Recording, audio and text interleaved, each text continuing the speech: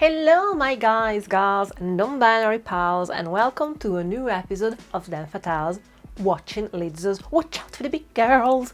My name is Alicia, my pronouns are she, they, and this is gonna be about episode 7, Boss Up and Change Your Life. Watch out for the big girls. Watch out for the big girls. Before we get into it, let me thank our patrons. There's 7 of them, and they are the reason why we can even dedicate any time at all to research, commentary, bring you any kind of video at all. If you want to join Patreon, that's what directly can help us, but do so only if you are in a safe and comfortable economic position, please. There are a few perks there. You can get scripts, you can get advances, but ideally we keep it in a very socialist way. Those who can support us allows our work to get to anyone who can benefit from it, whether they can afford it or not. So there's Patreon for our recurring donation every month, or there's a one-off donation from PayPal if you would like that better. And now let's get into episode 7. We're coming here from episode 6 because there was a cliffhanger. We had Charity, Isabel, Jayla and Moesha at the end of the challenge that were held back because Tanisha wanted to see more, wanted to see what they could do, wanted to see when and if they got confused in things, and now Tanisha has said, yes, there is someone that is not ready to go on stage. It's very apparent to me that, unfortunately, right now, Isabel, you will not be able to be as strong as you can be for Lizzo's 90-minute show. Okay. You need more stamina, Mama. That's the real of it. It wouldn't be fair for me to ask you to do something that you physically can't do and look your best at doing. I think this says something about, again, the positive view that is given in this show.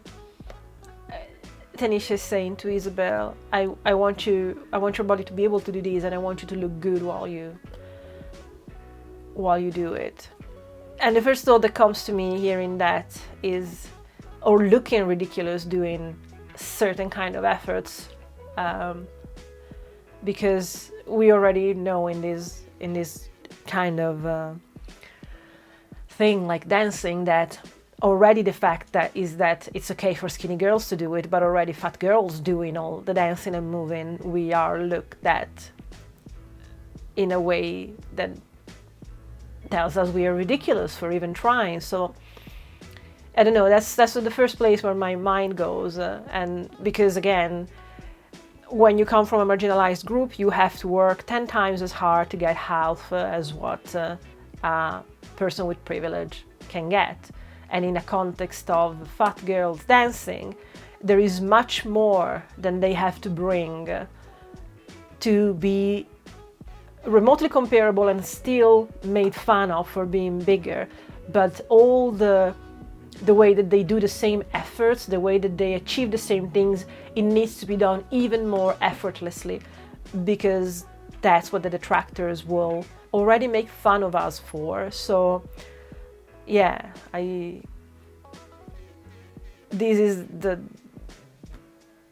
the manifestation of how much harder a fat girl has to work, ironically, much more than a skinny girl doing the same job, because they will already look normal doing all this stuff. We look ridiculous, so we have to make it look effortless and elegant, much more than a skinny dancer has to think about. And as I said before, I do feel for Isabel, because she takes the shit of the world as a fat girl, and from the fat world she's getting the shit of being a small fat. So it genuinely feels like there's no way to win. I'm really sorry that we're losing her. What can I say? I'm really sorry. Moesha, Lizzo's show could easily injure you even more. And I can't take that risk. You have to be the best athlete. Mind, body, and soul, 100% complete. I know your heart's in this, and I know that's hard. Yeah. Because Moesha already injured herself, trying to keep up with the choreography is likely going to be more dangerous than not for her. So she is one of the girls that we lose as well, along with Isabel. Moesha sadly gives the right example that we should normalize more, that if you're injured, don't make it worse just by trying to push through. So I have a lot of respect for her, at the very least.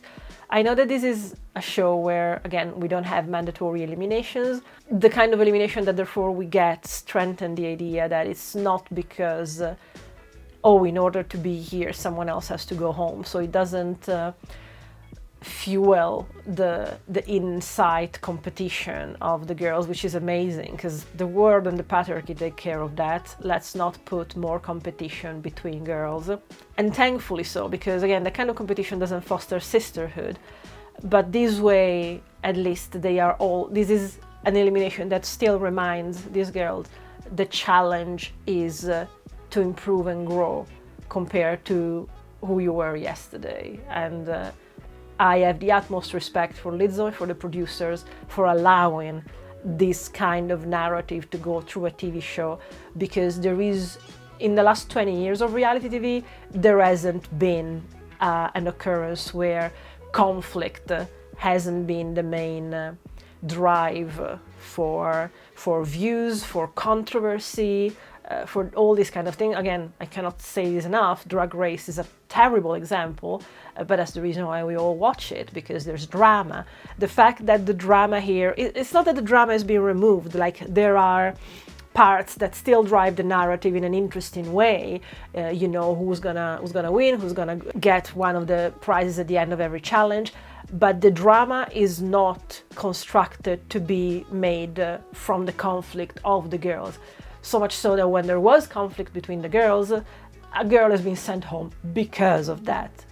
And I think doing the utmost possible to remove the conflict and the inside competition between girls, it's something outstanding that we've never seen before, and I wish could be seen more, because the entirety of the pick me's, not like other girls kind of tropes are fueled by the fact that we keep on seeing in every piece of media that a girl has to win against another girl.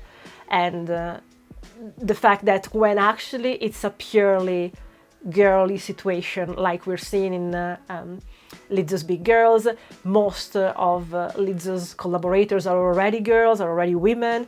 When actually you leave us to our own, we are not that bitchy, we are not that catty, we are not that petty. But that's what the patriarchy wants us to think and believe, that we have to fight and infight so that we're distracted and we don't go after them. I cannot stress this enough. Any demand and expectation of being not like the other girls, it's not for you to be better than other girls, darling. It's for the patriarchy to make you waste time that way against your own gender mates. Don't do that. Lizzo has mentioned that y'all need to continue to work on your stamina and your endurance. Who has been struggling with like their stamina and endurance in dancing? Favorite place. Welcome to the gym. I'm so excited to be here with you guys today. I have a little circuit that I'm going to put you guys through. Okay. Because dancing within itself is already exercise, but we definitely just want to work out in other ways that set you up for success while you're dancing. Okay. Yeah. Okay. 3, 2, 1. Work some more, work some more, work some more, work some more, work till it don't even hurt no more. So what does exercise typically look like for you guys? So I'm the type of girl who likes group exercise. Okay. So the main feedback that Jayla and Charity have been given is stamina. So the main part of the show is working out. And same as fat girls eating in a normal context, shown in the media as a normal thing, fat girls working out is the same.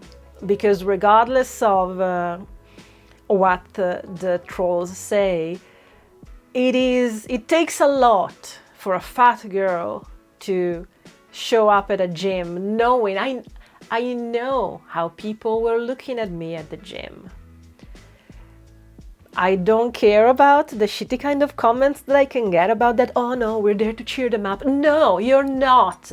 I felt like a freak every time that I set foot in the gym, and I was skinnier than I am now, and I still felt like a freak. I still could tell how people were looking me up and down, and especially when I was at a machine that someone else then work was coming through while I was doing my reps.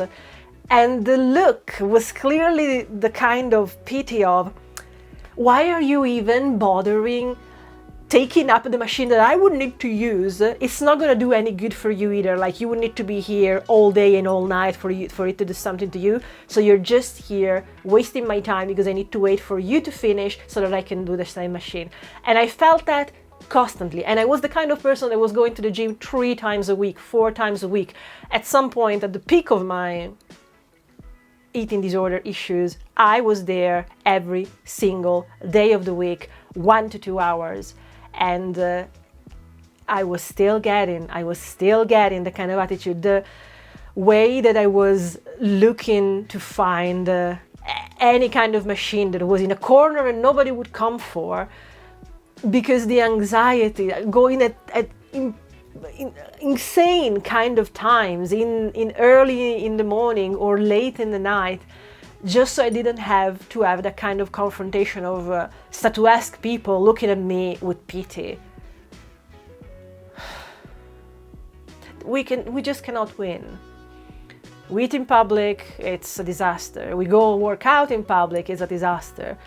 Again, that's the reason why it's not authentic ever when they say, oh, but it's about your health. I'm just saying it so that you get healthy. You don't want me to get healthy. You want me to disappear because you don't care to see me eat, healthy or not. You don't care to see me working out, healthy or not.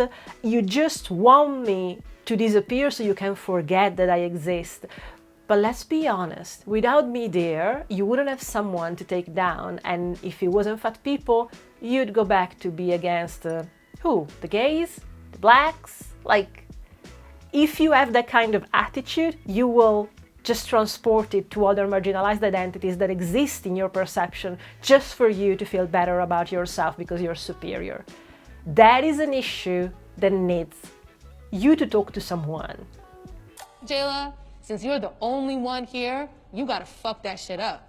I wanted to see you here because you're such a crowd pleaser, so I want you to do that there. Take it very seriously because I wanted to see you do your thing.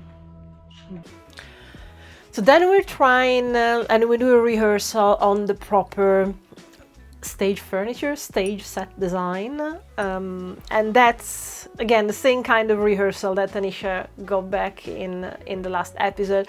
Rehearsal after rehearsal, after try, and it's really going to show how amazing these girls are doing to do all that, repeat all that, survive all that, and they're still there to do more. And it's not that it's not tiring, but that's their job. That's how good they are, and they can do it. It's never think that doing that kind of physical effort, it's just easy and comes natural and they will be absolutely sweatless if they are skinny. No, it's an effort for everyone. The prejudice shows. Sydney, where was she today? Was she here? Oh my God. Today it just completely fell flat. She was like, everything is right and I'm just gonna be like a robot. She reverted back to just cheer. But she made a lot of mistakes. So I don't know if it's the nerves or what, because I've never seen her like this before. So I feel a lot for Sydney because she keeps getting like small injuries. It's absolutely not her fault. Like, it's not like the girl is crying wolf or anything. But then in order to not look like the one who always has something that doesn't quite work, in this episode she's hiding that actually one of the piece of the set design actually fell onto her head, and that's probably why she was dizzy and she couldn't quite fall through. And it's, my heart goes out to her. She's probably pushing through in the way that in the previous episode Moesha showed us that you need to take care of yourself first, otherwise things will get worse. And maybe in this case Sydney has done the other thing, like she just wanted to push through, but to a detriment to herself. So I really feel for her. I'm gonna keep it real with y'all. Y'all know I just be going with how I feel, and I've already seen 2 girls that I want to take to Bonnaroo and on tour. You booked. Y'all have killed it consistently and just gotten better and better and better, and you shine like a star, but you also fit in with the culture of the crew. Ashley, Ariana, going on tour, honey. I love the subversion of expectations done this way. Just like in the first episode, where the point was we have 13 girls, but just 10 can go to the mansion, and 2 have to go home, and the third one, there's just no room for you in the mansion, Crystal. You need to already be a big girl. Boom, done. This is the same. After the rehearsal on the proper set design stage and the problems with it and everything, Lisa just goes, there's already 2 girls that not only are coming with me to Bonnaroo, they're coming with me on tour. And let's do it quickly, and let's get in advance if you can give good news to people. And so boom, Ariana and Ashley are in. And honestly, looking back, I can absolutely see why. I can absolutely see how they constantly excelled, not only in practical dancing, but as Lisa mentioned, in the culture of the house, of the sisterhood, of this group being together for a long time on tour. So that's wonderful. That is the kind of stuff that we need to show girls can happen without the fight. Everybody else gets to at least go to Bonnaroo. Bonnaroo is gonna be the new audition to basically go on tour, and the main Jayla gets through, which I am ecstatic about. What she does in the freestyle keeps amazing me. And then since I started watching the show, I've actually seen more of her stuff on TikTok, and she defies gravity. She defies everything that I have been told a fat body couldn't do. She's like the bumblebee, and there's this urban legend, which is not quite, because it's not scientifically correct, but in front of Cambridge there's this quote saying the size of the body and the size of the wings of the bumblebee wouldn't allow her to fly. The bumblebee doesn't know that, and she flies anyway. And that's Jayla for you people. That's amazing. That's all the stuff that we've been told we can't do.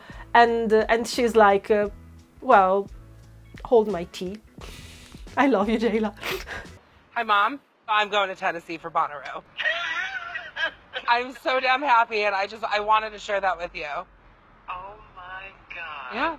So now I'll be on my hands and knees praying because of the damn Ida going up through Tennessee. The what? The hurricane. And then we end on another cliffhanger because, isn't there a hurricane coming to where Bonnaroo is supposed to happen? That's slightly gonna change the situation coming.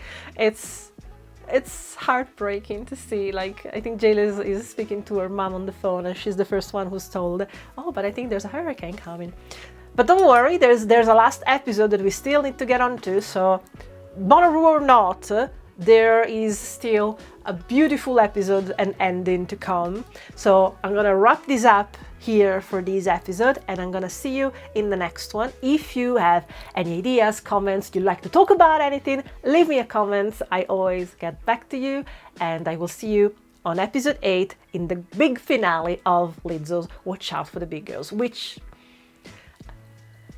Have I expressed how joyful it has made me that this series exists at all? We've never seen something like this. I don't know. I hope that we will see something again like this soon. We need this kind of things. Thank you, Lizzo. You know. You don't need me to tell you. You know how much this means. So thank you.